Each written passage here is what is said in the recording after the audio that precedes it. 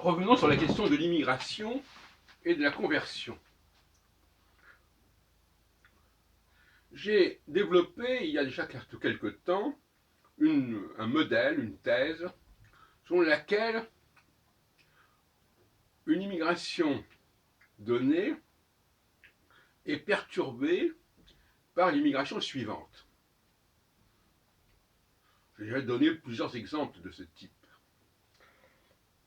Première immigration, je parle de l'immigration qui vient d'un pays donné.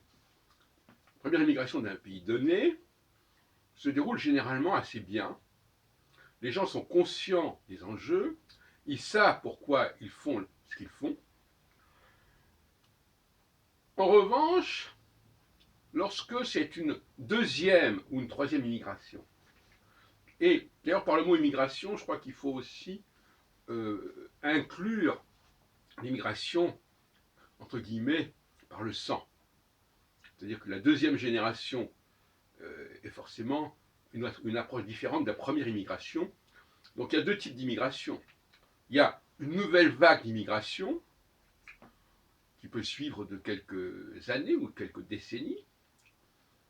Et puis il y a évidemment l'immigration interne, intérieure, par le biais des enfants de ces immigrés qui n'ont pas forcément la même démarche que leurs parents. Donc tout ça fait que dans un deuxième temps, que ce soit par la naissance d'enfants qui ne sont pas entrés eux-mêmes de la même manière dans un processus d'immigration comme leurs parents, ils considèrent qu'ils sont nés en France, qu'il n'y a pas de problème, voilà, qu'ils sont français, comme tout le monde. Ou, parce qu'il y a d'autres problèmes encore, d'une nouvelle vague d'immigration qui fait suite à la première, mais qui, par le fait que la première ait existé, ne se déroulera pas de la même manière que la première. Et je précise immédiatement que je ne me base pas uniquement sur ce qui se passe en France. Les analyses que je fais, elles datent déjà de 25 ans, je crois, même plus, concernent l'immigration en Israël. L'immigration des Russes en Israël. Et c'est là que mon système s'est constitué au départ, avant que je prenne la mesure de ce qu'il peut signifier en France ou ailleurs. Entendons par là que les Russes, quand je dis les Russes, c'est une façon de parler, ceux qui venaient de l'URSS avant l'effondrement de l'URSS, ont joué leur processus d'immigration différemment ou qui sont venus dans les années 70-80. Des Russes, des Juifs russes, les Russes encore une fois, cette fois-ci, qui pouvaient être aussi bien russes qu'ukrainiens ou biélorusses, etc. Ils ont fonctionné autrement. Cette deuxième vague qui est venue dans les années 90-2000, du même endroit, de la même origine, c'est-à-dire le monde russe, le monde soviétique, ils ne sont pas comportés comme la première vague. Et ils se sont intégrés de manière totalement différente de la première vague. Pourquoi? Parce que la première vague a fini par constituer une interface entre la deuxième vague et la société israélienne. Et que la première vague, je ne parle pas des vagues russes du début du XXe siècle, hein, on ne parle pas de ça. La première vague n'avait pas le choix, puisqu'il ne pouvait pas s'appuyer sur une communauté déjà existante russophone, ou pas vraiment, disons, s'appuyer sur. En revanche, la seconde vague, elle, pouvait le faire. C'est-à-dire qu'elle pouvait se contenter de constituer, avec cette première vague, une communauté russophone. Sans parler, bien entendu, des enfants qui naissaient dans ce cadre-là. Ce qui fait qu'on a abouti à un communautarisme qui n'était pas engagé au moment de la première vague. Bon. Je sais de quoi je parle, je connais très bien les milieux russophones en Israël, et je les ai étudiés sur une longue période, sur plus d'une vingtaine d'années, entre les années 70 et les années 90.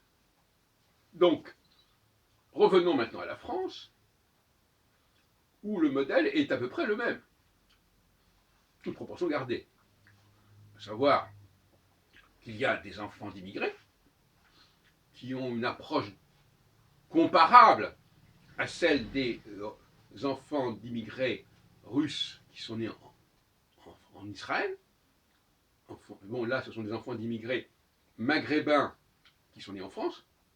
Et puis, il y a effectivement l'arrivée de nouvelles vagues d'immigration issues également du Maghreb, et qui, elles, encore une fois, vont pouvoir se communautariser par le biais même de la première vague d'immigration, d'origine maghrébine également.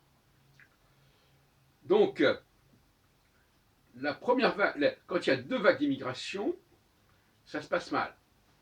Plus exactement, ça se passe mal, c'est façon de parler. Ça aboutit à un communautarisme.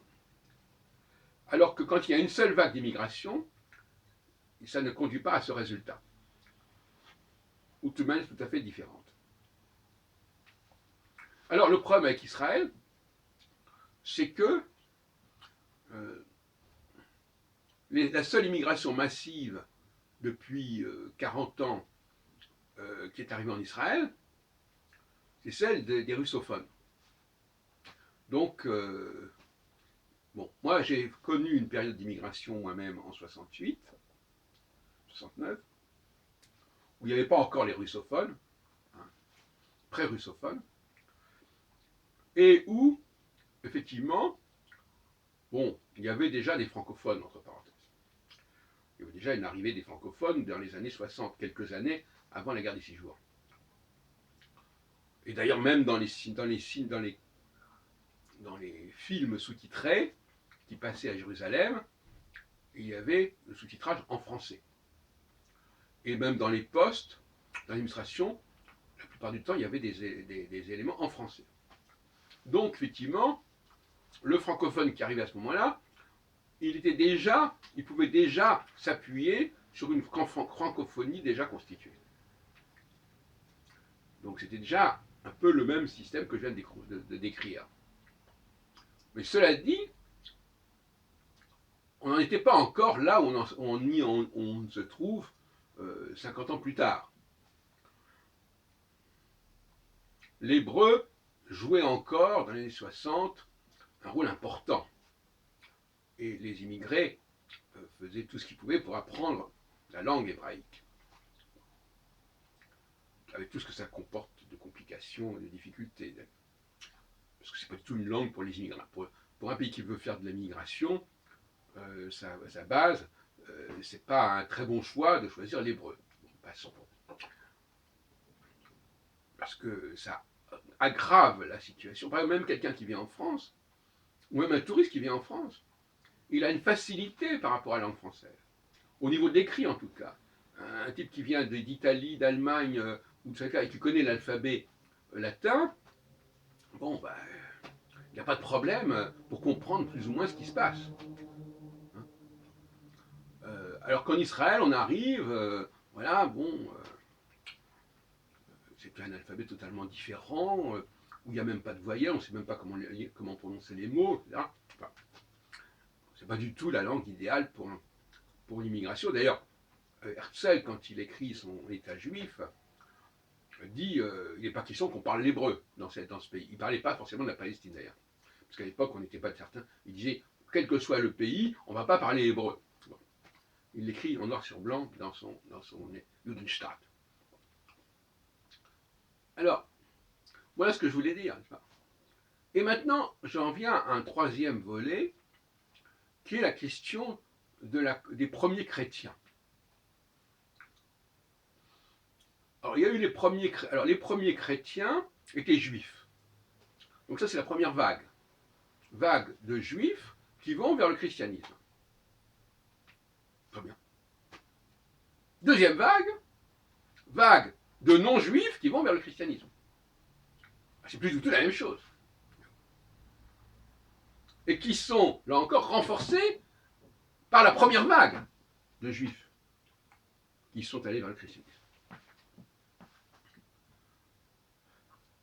Donc là, nous avons deux vagues d'immigration vers le christianisme, l'une d'origine juive, une d'origine païenne, qui vont créer une sorte d'amalgame extrêmement fâcheux.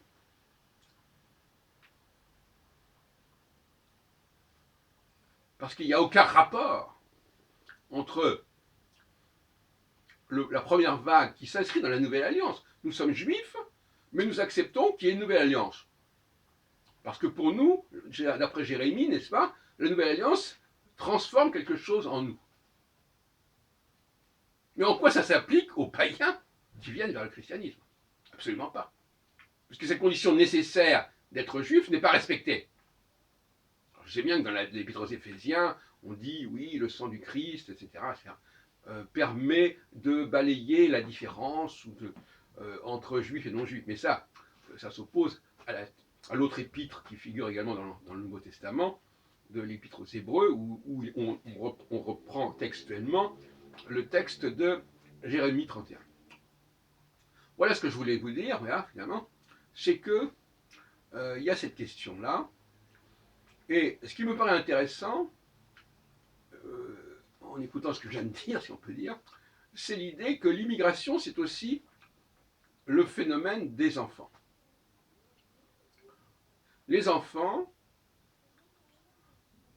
ont un rapport à l'immigration, les enfants d'immigrants, qui n'est pas celle de leurs parents.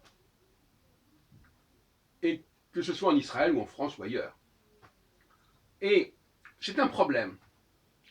Parce que d'un point de vue juridique, ils disent, bon, il n'y a plus de problème, moi, je suis né là, droit du sol. Hein. Bon.